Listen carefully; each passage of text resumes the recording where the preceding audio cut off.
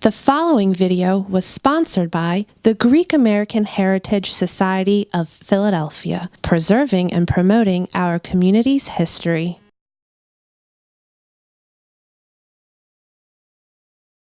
From St. Demetrios in Wildwood, New Jersey, to St. Constantine and Helen in Reading, Pennsylvania, Gust Kraras, at the age of 94, has been a member of 2 Greek communities. But his journey to becoming an American citizen starts with a twist of fate. In 1938, he left his village in Nafpaktos Greece at the age of 17. Just 5 years later, at the age of 24, he found himself in World War II, fighting for America against the Germans in Greece. Gus, welcome to Cosmos Philly. Please tell us about your military service and returning to Greece. I'm very happy that you're here to interview me. My military service, I served, my primary service in the service was with the Officers of the Distinguished Service, the OSS. A little background of the OSS. This country did not have an intelligence service up to the Second World War because the Secretary of State in 1927 made the famous statement, "Gentlemen, don't read other people's mail." So we had no intelligence service, and when the Second World War was getting ready to start, the man that was in charge of the British intelligence service in North America convinced General Donovan to start an intelligence service.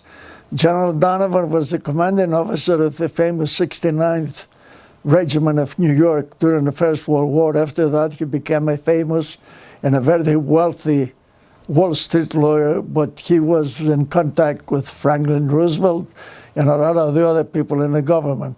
So when this man urged him to start an intelligence service, General Donovan contacted Roosevelt, and Roosevelt appointed General Donovan in charge to start this new intelligence service. And it's interesting to note that he put out an appeal for agents to become members of the OSS, and out of the first 75, 50 of them were of the Ivy League schools, so you can see the quality of people that General Donovan attracted. Now, after that, the OSS was organized and they went to work, the decision was made that parallel to the overall organization, they also have operational groups. That would be groups of men of various nationalities who would be trained for work behind the enemy lines to do communication disruption, blow up bridges, and overall disturb the German war effort. So that's what I was, part of the operational groups. You told me that there were 7 groups that were involved in the operations. Could you tell us about those operational groups? Yeah, there were 7 groups, but how did we get to the groups? When I went in the service, volunteered the day after Pearl Harbor, I went into the regular American Army, and then I found out that the Greek battalion was established in Camp Carson, Colorado, consisted primarily of Greeks from Greece and Greek Americans. And after the battalion was in training for a few months, the OSS was founded, and they sent some officers there to ask for volunteers. And out of 800, 300 of us volunteered. We had to go through very strict mental and physical tests, and only 200 were accepted. Out of the 200, 183 were finally, we went to Greece into 7 different groups in 7 different areas of Greece. My group was the first one, and went in the area of Greece known as Epirus, where Suli was, to those that remember the War of Revolution. Our base was in a monastery in Romano. Now, another group was in Macedonia, another group was in the mainland of Greece, another group, they were all over Greece doing different types of work, but we didn't all go together. My group was there 2 months before the next group came in. Some of them jumped from a plane, some went by night by boat like I went, although we all eventually had paratrooper training. So, and then we did our work in Greece. that we did a lot of disruption of communication for the Germans. We had several missions that our job was to go block highways and just overall disturb communications. Other groups were blowing up bridges. Other groups had different duties to do.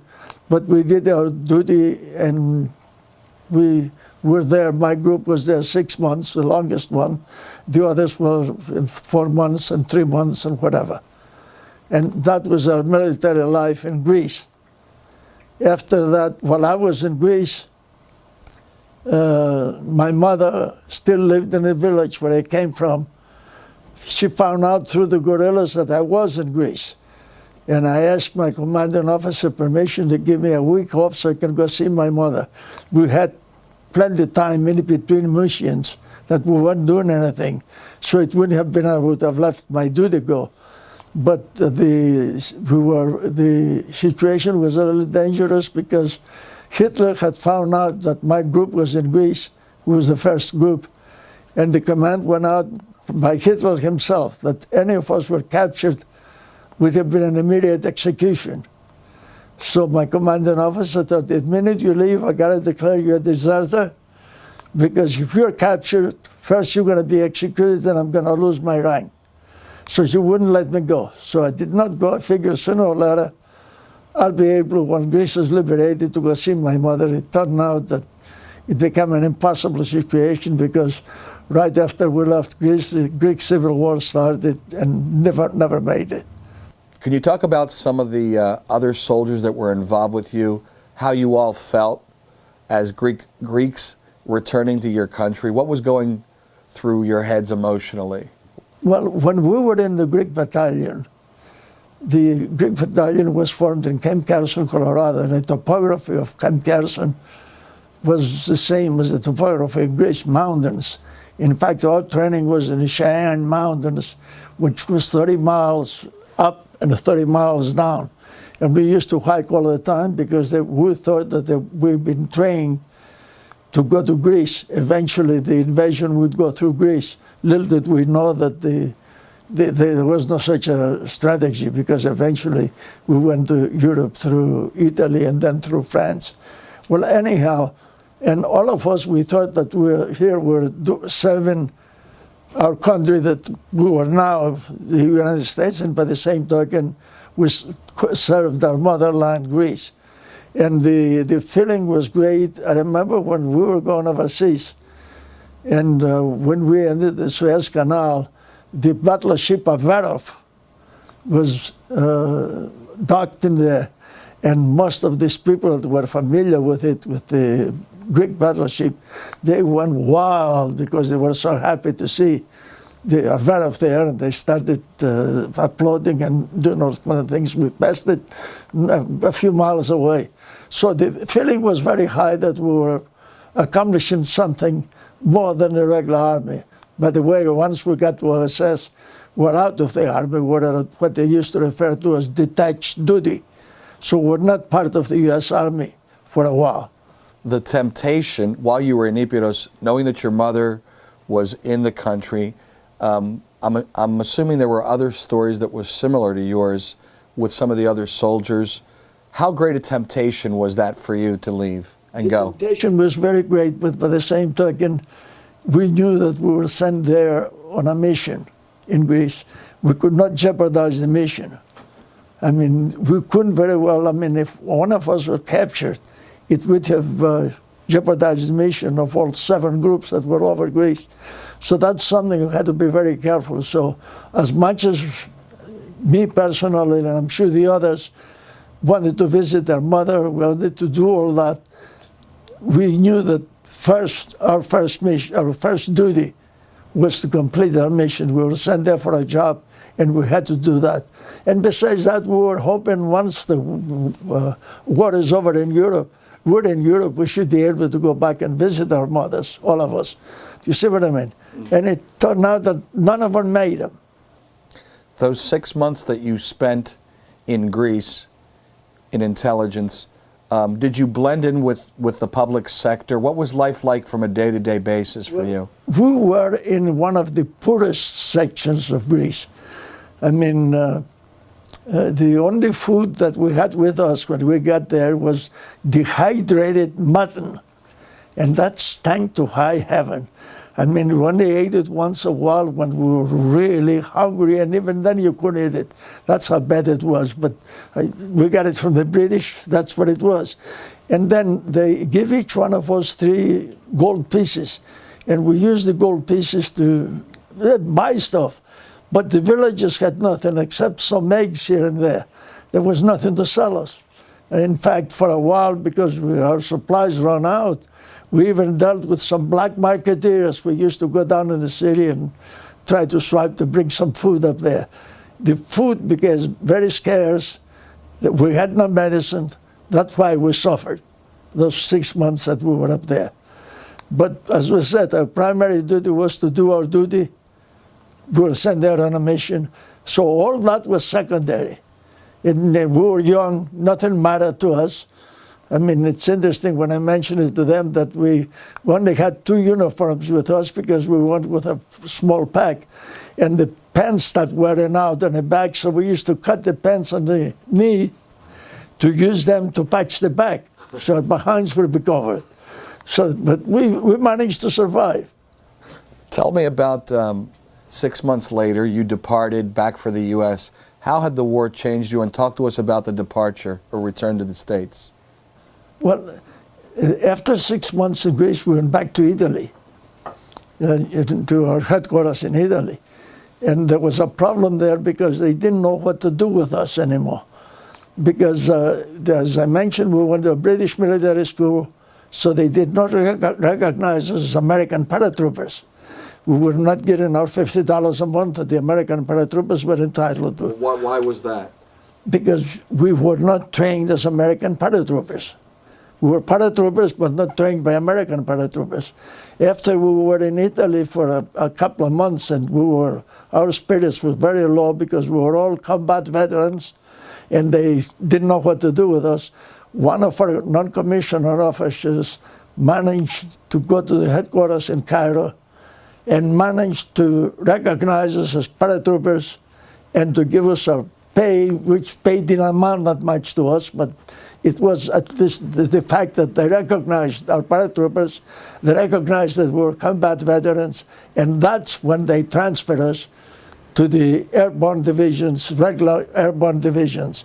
I went to the 101st Airborne, and I served there for 2 months. We were ready. I had 2 more jumps, and we were ready to go against Germans twice. We were in a plane with a full-filled pack ready to go jump. Both times, General Patton captured the landing field. So we never had to, I actually did not have to jump in combat with the 101st. Then the war was over. And then I decided to stay in Europe, hoping I'll be able to go to see my mother. So I hit my points and I was sent to the Army of Occupation in Berlin until a few more months when then the civil war in Greece was in full bloom. I gave up the idea of going to Greece, and then when I showed my points, I was sent back to the States and I was discharged. Well, tell us about one of your most memorable moments during the military service in Epirus. Well, our missions, we had several missions, but they were all similar. We were given our missions was to disturb communications, as I mentioned previously. So what we do, we knew and find out a German convoy was to go by. We'd go there and take our positions on the side of the road and wait for the convoy to come in. When the convoy comes in, we had bazookas. For those that know what a bazooka is, like a pipe, a 5-inch pipe with a big and oversized bullet if you were a bomb in it. And we used the bazookas to disable the first and the last truck of the convoy. And then we'd open up with everything that we had. It would be nothing left by the time we finished, and we'd run like heck up to the mountains because there was no way 21 of us would stay there and fight a battle with if any German reinforcements when the reinforcements come in.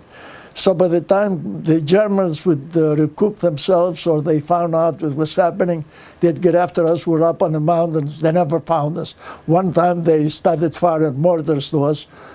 They were too far up in the mountains to bother us. So all our missions were the same. Just go there, disassemble the first and the last truck, destroy everything that was there, and run up to the mountains. And then wait for the next convoy. It might be next week or the next 10 days. And that's all we were doing. My particular group. Other groups in different parts of Greece, they blew up bridges. Other groups, they blew up roads, actually. But each group had a different duty and different assignment. Let's talk about your childhood growing up in Greece. I grew up in a small village. When I was born, it was called Vetolista. It was an old Slavic name, and they decided to modernize the name. So about the late 30s or so, they changed it to Terpsitea. It's known now as Terpsitea. It's a little village of about 750 feet, 750 meters over the sea level. So you can imagine how high it is. When I was growing up, the village had about 800 residents. We should mention that it's outside of what city? It's near Nafpaktos, in the province of Nafpaktos. Okay. But it's up in the mountains. Those villages, they've been there for generations, for many thousands of years.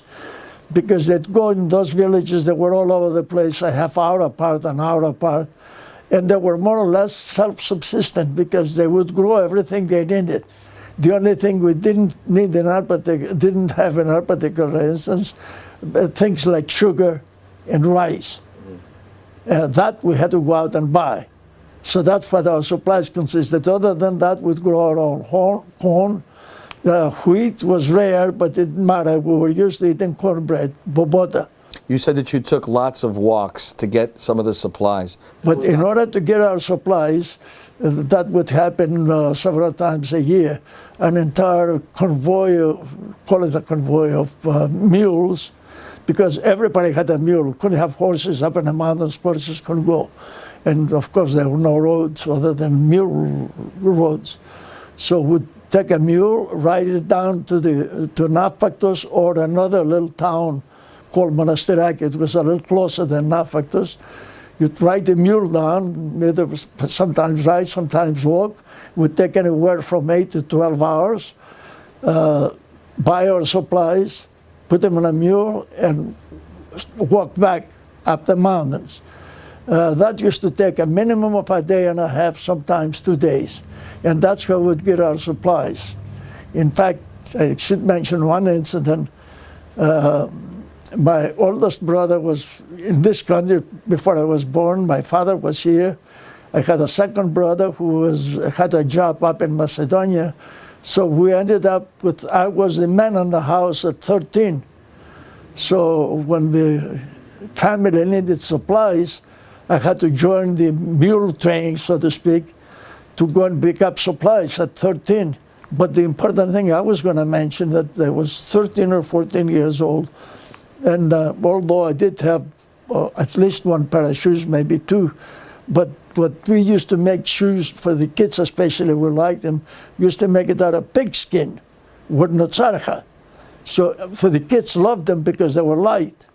So when I was assigned the duty to go for supplies in this mule train, because I was a kid and I wore this wurnotsarcha, but I have no support at all whatsoever. What did you I made it down, I made it halfway up, then my feet wouldn't move anymore. So fortunately, an older gentleman stayed with me. He says, take your time. And it took us about 5 hours longer to get back because I couldn't walk anymore because I was wearing these shoes without any base at all. What are they called again? Wurnotsarcha. Wurnotsarcha. Made out of pigskin. The kids loved them. We used to love them, but they had no base. It's all right to play with. What was it like for you when you came down from the mountain and the first time you see a car, electricity? Was it a magical scene for you? Was it something you envied? Well, I remember the very biggest impression that I got the first time I went to Nafpaktos was the electric light. And it just so happens, must have been some kind of a holiday that day. I don't remember what it was, but all I remember, I saw the hotline in the local paper, in the little sheet, that local paper there that said, "Απόψε φωτογραφεί πόλης." Tonight the city is lit up, and I couldn't just to get enough of lights. Any place you want, there was a light, something that we never had in the village. In the village, well, we had this flashlight, if you had one. If not, we use a stump, a fire stump to see our way around. There was no lights whatsoever. What do you think was, what did you take from that village and growing up in that village forward with you in life? Is there something important that you still treasure, that you use in your day-to-day life? You learn to be self-subsistent. You learn to survive in anything in the village. We were able to do anything and everything. I mean, like for instance, we'd go to school. After school, we had to go there and take care of our goats. All the kids, all the school kids, because every family had 2 or 3 goats, because that's our milk supply. So we had to take the goats and go out so they can, take care of the goats. So all the kids that were now, of course, you didn't have to watch the goats all the time. We'd play in the meantime. But it was our job. All the kids were doing that. That was constant. Poverty was a common condition in many villages throughout Greece during this time of your life. When you were 17 or before 17, you mentioned yesterday that you didn't have a father around. You joined him when you were 17, but I wanted to hear more about what was life like for you without having a father around. Well, that's one thing, that my mother was a saint, because she raised 5 of us without a husband, and when money was tight. So we were able to go out, and even for a while we were renting a small farm, if you want to call it that, a small plot of ground so we can grow more goods so the family can support. So my family and my sisters, we work hard to survive until eventually things improved in this country and my father started sending us some money so we can live a little bit better. It was tough there for a while, but we did. Now, the village was close. Everybody was close with each other. So even though I didn't have my own father there were a lot of men around. So I got advice if I needed. There were other people, and there was nothing else that we need. And then, of course, my heavy involvement in the church, that helped too, from the very beginning. Because I started being involved in the church from the time I was 8. So between the altar and the Psalti. At the age of 17, you finally left your small village to join your father in America. What was your first impression, and what was your life like for those first 5, 6, 7 years? There were a lot of new things that you had to learn. What I remember, one very incident in Greece, when we say come on over, we used to say come on over this way, putting the hand like that. And the very first lesson my brother taught me, you don't go like this. It's not a good manner. You got to go like this. A very important lesson, which don't mean anything to anybody, but at that time it meant a lot. The language was a major problem, of course. I did take under the old WWII here, they had a program in Reading, so I did go to night school for a while, but I hardly picked up a lot of English. Then from here I went to Mississippi, where my father had a restaurant, and of course, as we all did, couldn't do anything else to talk to the customers up front. I couldn't communicate at all. So first I went in the kitchen. You had 3 dishwashers. I was the 4th dishwasher. Then I worked myself up to first dishwasher. Then I went in as a cook. In a few months' time, I learned enough that my father would trust me to go talk to the customers up front, and I had a dictionary under the counter. So the people would talk to me. I could take the dictionary out and said, point out what you're telling me. And that was my first exposure to the American public per se, and to communicate with them. So it worked well. I picked up some English and I did very well until I wanted to go to school yet, continue schooling. So after my father was pretty well established there, I asked, and I went to Nashville, Tennessee, where I had an aunt in there. And I went to her so I can go to night school. So I spent 2 years in Nashville, working during the day and going to school 5 hours at night. And simultaneously, I was also the Psalti in the local church, because the Psalti that I had got old, died, and they had nobody else. So I was also the Psalti. And I was in Nashville when Pearl Harbor was attacked by the Japanese. And the next day after Pearl Harbor, I went to volunteer for the American Army. But because I was not an American citizen yet, I wasn't here 5 years yet, they wouldn't take me, but they asked me to ask the draft board to advance my number, and that's what I did. And that's how I became the American Army. And that's when I became more exposed to the American life and to the language. The Army was a good school. After you came back from your military service, how had the war changed you? What were you looking to do with your life? Well, going through the war, 3.5 years that I was in the Army, it had changed. All the men were changed. It's not easy to go 3.5 years in a war and come back the same guy that you were when you went in. But I got back here, and I was discharged here in this area because my brother had business here.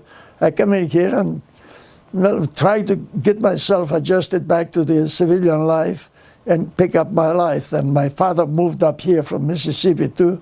I worked with my father for a while. Then I met my wife, got married, and the rest of it is history. You made it all historical and quick. When we say here, we're talking about Reading, Pennsylvania, and you joined St. Constantine and Helen Church. Tell us about your involvement here at the church. As I mentioned before, I was always a Psalti. I would help whenever it was needed. I was never a full position except those 3 years in Nashville, because there were always other Psaltis and I was only pinch hitting. Well, when I was here a few months, and I was working with my father's restaurant, and the people from the parish council come into me and says, look, our Psaltis, they're all working during the week and we have services. We understand you're a Psalti. Can you come in and help us right now? So I took my apron off and went up the street where the church was only 2 blocks away. And that was my first exposure as a Psalti in a local church. And since then, I've been pinch hitting for a number of years until I became a full Psalti here. And then once Wildwood was established, for the longest time I was the only one.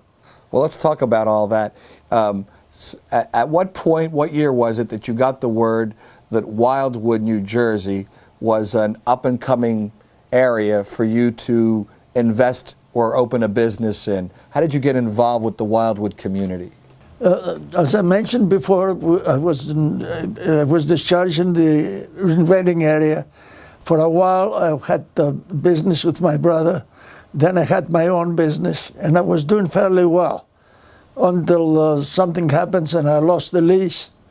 So I figured now I was looking for something else. So then my brother had already gone to Wildwood, and he found out that Wildwood was an up-and-coming market area. He says, we're going to go to Wildwood and find something. So at that time, I didn't even have a car. I wasn't driving yet. My brother took me to Wildwood, and we found a place. And it was a small restaurant and an old hotel. So we leased it. It had one room on the side where my family could sleep in. And we leased it, and we made money that first year. And that's what got me to Wildwood. We continued going there to that small restaurant and the hotel. A few years later, I bought the hotel from the savings of the restaurant. And then eventually, we bought another, from the money that we saved there, we bought a small motel. Then from we sold the hotel, and we bought another motel. And then as the money kept on going, we kept on buying motels. At one time, we had 6 motels and 2 big restaurants in Wildwood.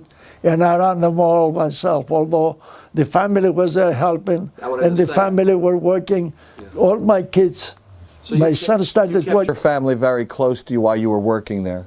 My son started working in the kitchen when he was saved. My daughter, she was 13 years old. She would run the whole hotel at 13. My wife, of course, she was with us 24 hours. We worked together all the time. So through the efforts of the whole family, we stuck together, and every business that we did after the first hotel, they were too small then. After that, all the business that we got them as a group. They were all, they had a share, they had part in it. To this day, the family operates as a group. When I first got there in 1955, there was no church. In fact, I don't know if it was the first year or the second year, one of those early years, I wanted to go because we were there in the summertime. We didn't want to miss church the Panagia, so I took my kids and we went to Atlantic City. We wanted to make sure that the kids go and receive communion. It's the 15th of August. So that was the closest closest church that we could attend to. Well, then eventually I found out that there was a move to start a church in Wildwood. Now, some of that I could hear it through the word of mouth. There was nothing official. And then as I found out later on that this group organized themselves as the Hellenic American Association of Cape May County. And their purpose was twofold. One was to provide a little social life for those Greeks because they were all newcomers from Greece. They had no kind of social life whatsoever. Well, by having this association, they would get together in somebody's house and they would sing or dance or whatever, something to break the monotony. And then eventually, perhaps to get a church started. Some monk come by there a couple of years after that and convinced them that perhaps they should start a monastery in the area. Well, of course, a monastery didn't happen, but it planted the idea of a church. Well, this group got together and they decided they're going to build a church. It just so happens one of the group was friends with some of the civil authorities, and there was a piece of ground that belonged to the city. The city didn't need it at that time. As it turned out, it was one of the most valuable pieces of ground in the area because it was right at the seashore. I mean, it could have been worth a lot of money. Managed to get that piece of ground for very, very little money. Well, once they got the ground, another man there that we call him the founder of the church, his name was Epirus Greece. He was sort of a contractor because in the wintertime, most of those Greeks didn't have anything else to do because the restaurants were closed, so they all became contractors. So long as they could hold a hammer, they were contractors. Now, he knew a little bit more than the rest, so he got the plans from a church outside of Wildwood there, and he went and built the church. And after he built the church, he went to the archdiocese and gave him the key. He says, the church is ready, here is the church, send us a priest. But the archdiocese said, you can't do that. Well, it's done. Well, now they had to recognize the church. So Bishop led a Metropolitan Silas. He came into Wildwood to see what it's all about. So they had a meeting that night. There were 40 people present at the meeting with Silas. We were trying to investigate if it's possible to keep a church going. Because as I told you, they gave him the key and he says, now there is the key. And he says 40 families cannot support the church. In fact, there was a rule there in the archdiocese that they got to have a minimum of 50 families. He says, you just can't support it. But I knew I had met Metropolitan Silas before, so we knew each other. So I said, Your Grace, besides the 40 families that are here, there are any number of other families like me who come here in the summertime and who would be willing to support the church. And I remember I quote him exactly what he says. In that case, I recognize him, just like that. And that's what he made the decision to recognize it. But the problem with the local church was, because of the low number of people involved, finances. There was no way they could support a full-time priest. And there was none available anyhow. So for the longest time, we survived what we used to call, eventually I started calling them 2-hour-a-week priests. They'd come in on Sunday morning, do the liturgy, and go home. So we had a priest 2 hours a week.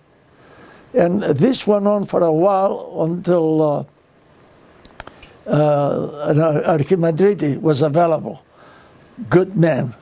She came in as Archimandriti. He was celibate. He didn't need as much money. So we could afford him. In fact, not only that, he had a little money. When we built the community center and we put part of it as an apartment, he paid to finish the apartment out of his own money. Eventually, we reimbursed him, of course. Well, for the 8 or 9 years, we had a full-time priest with him. But then he retired for health reasons, and we ended up to 2-hour-a-week priests.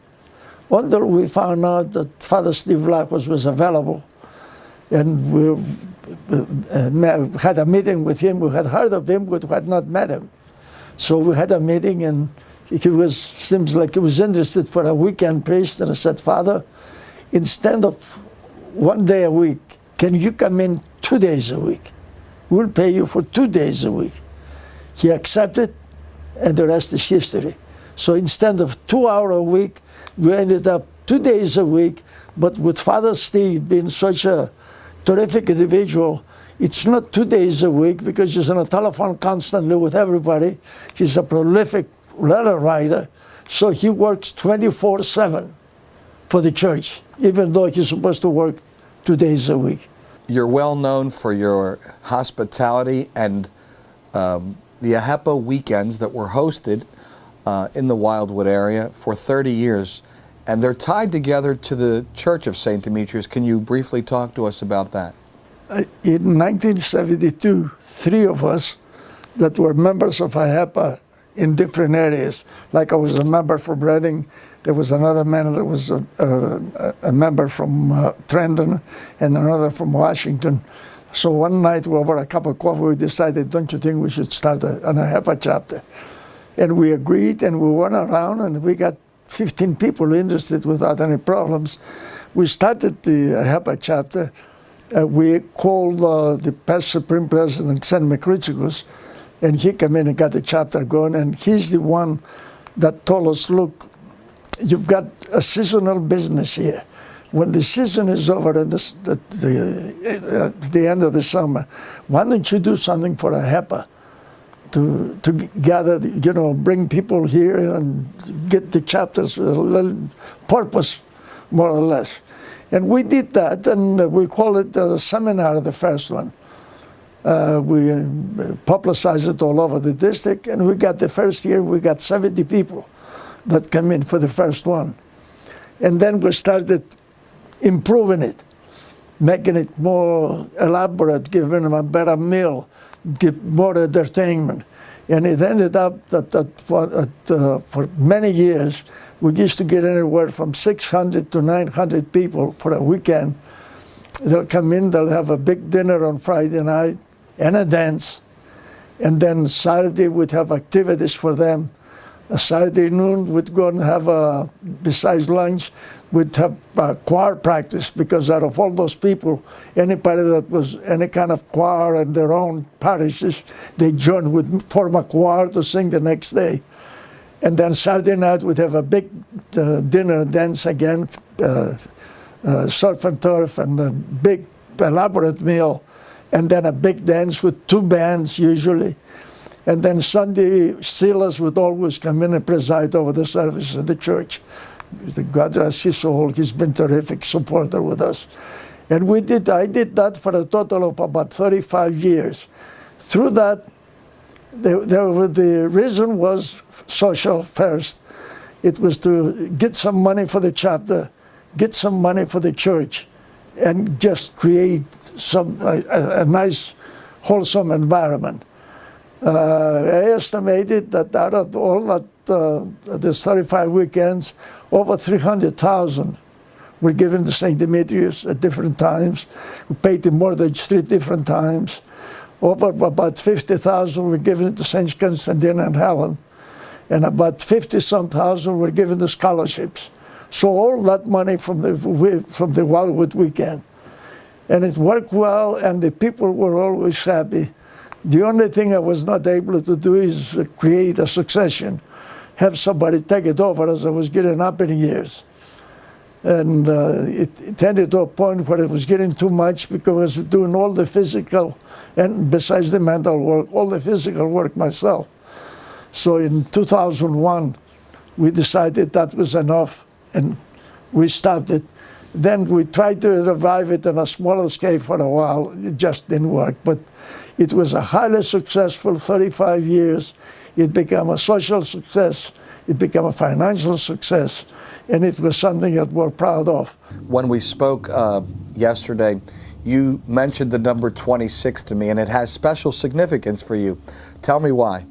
Because that's what I have, 26 members in my family. My children, grandchildren, and great-grandchildren, and from ranging in age, of course I'm the oldest, and I've got a 3-year-old great-grandson. And every Saturday I make a big bowl of soup, and they bring sandwiches, and they all come to my house, all 26 of them, every Saturday. Now, of course, all heck breaks loose with all the little ones running all over the place. Got 9 great-grandchildren, ranging from 12 on down. So you can imagine what's happening. But that's my pride and joy now. Now, of course, with my wife going, it's not the same thing as it was when she was around, but try to cope with it. How would you like to be remembered? That I left a nice family. And I left that I transmitted to them the love for the church. A nice family and the love for the church. Gust Kraras, thank you for speaking with us today. Thank you. Thank you, Rafter. Thank you. It's been my pleasure.